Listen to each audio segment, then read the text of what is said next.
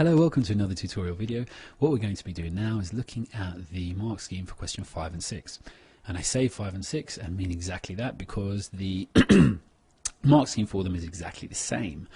The communication skill, the organization of ideas, and the technical writing skill that you need is exactly the same for both. The only difference is that it's a slightly different piece of writing. So your skill in writing has to be the same, but the actual focus of your writing is going to be slightly different. In question 5, you're going to be describing and explaining, and question 6 you're going to be arguing and persuading, and or should I say. So question 5 is worth 16 marks, 10 of which are for communication of content and organization, and 6 are for the actual technical accuracy of your writing. We normally call that spelling, punctuation and grammar. It's not completely accurate, but it will do for our purposes. And question 6 is worth 24 marks, 16 are for the communication of content and organization, and 8 are for the actual writing. So what we're going to do over the next series of videos, we're going to look first of all at overall elements that we need to include, then we're going to look at some model answers, and we're also going to look at examples of this. So I'm not really sure exactly what sequence I'll do them in yet, but hopefully if you refer to all of them, it will give you a good chance of doing well. I have to say as well, I've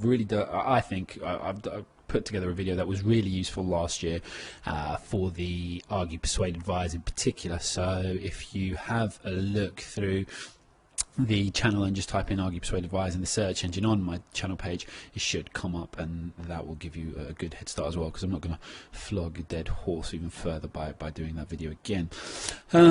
Okay, so starting off then, 3 areas. You've got the communication, and you've got organization of ideas, and you've got the skills. So communication is basically what you get across. Organization of ideas is how you structure what you're getting across, and skills is how accurate what you're getting across is.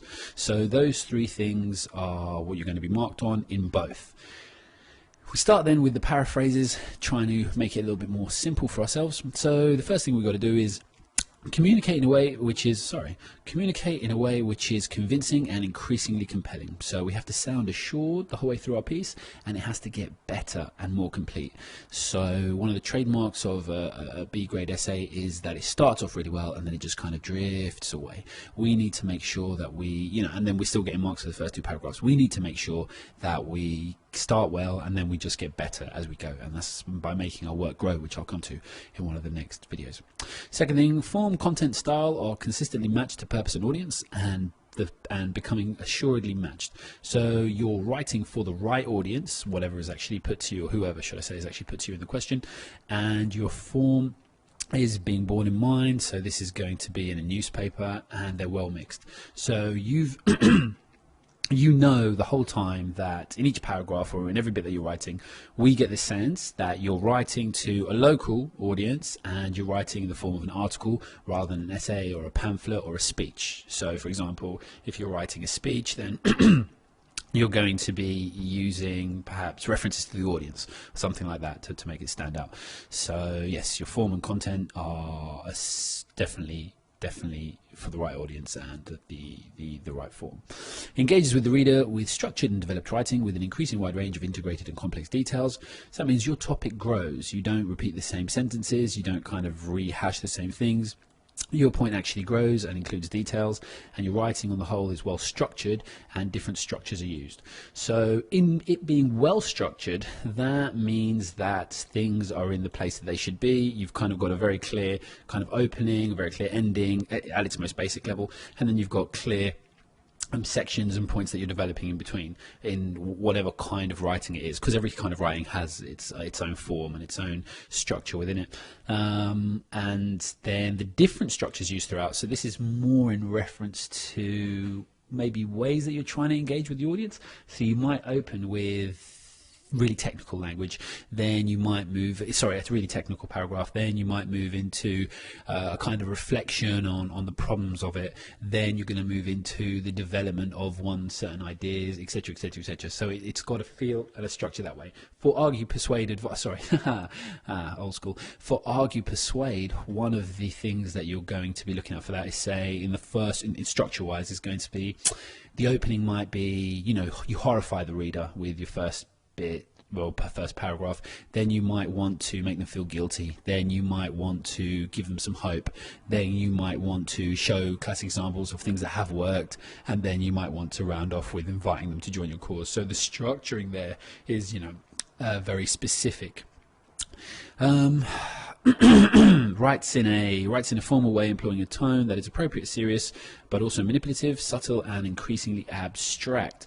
So you can write in a way that reflects the tone of the piece. So this one is obviously going to be serious because it's a difficult decision. It's not going to be, should I put a blue hat on or a red hat? Obviously, I suppose if you lived in LA, that might be a bit relevant actually. But it's not going to be, whether I should buy a hat with a dolphin on it or whether I should buy a hat with a panda on it. They're not difficult decisions. You're really going to be looking at maybe moving out, or you're going to be looking at ideas of an abortion. Obviously it's a massively difficult decision, and obviously with this you can make up things, but we'll come to that at different times. So just make sure that you've got a reflection in your writing of the task you're actually asked to do, and that you can get the reader to understand and agree with your point of view, and you can concentrate the link to wider themes and ideas.